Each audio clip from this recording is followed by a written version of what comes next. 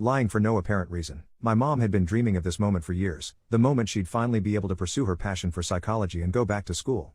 She was beyond excited and the first few months were great. She was soaking up all the knowledge like a sponge. But then, she started to notice that one of her professors, let's call him Dr. Asshole, seemed to be lying about the most random things.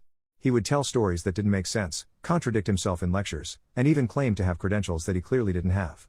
At first, my mom thought maybe she was just misunderstanding him or that he was having an off day. But as the semester went on, it became clear that Dr. Asshole was a compulsive liar with no apparent reason to lie. My mom was furious. She had worked hard for her tuition money and wasn't going to stand for a professor who was clearly full of poop. She started calling him out in class, pointing out his inaccuracies in lectures and demanding proof of his credentials. Dr. Asshole, of course, didn't take kindly to this and started to make things difficult for my mom. He would give her bad grades on assignments and tests, claiming she didn't understand the material. My mom was determined to stand up for what she believed in and wasn't about to let Dr. Asshole get away with his lies. One day, the class had a heated debate on a particularly controversial topic, and my mom and Dr. Asshole were on opposite sides. He claimed to have published research on the topic, and my mom demanded to see it. Dr. Asshole couldn't produce anything and eventually admitted that he had made it up. My mom knew she had to take action. She made a formal complaint against Dr. Asshole to the school, and after a lengthy investigation, he was finally fired. It was a huge victory for my mom, and it taught her a valuable lesson about standing up for what you believe in and not letting liars get away with their bullshit.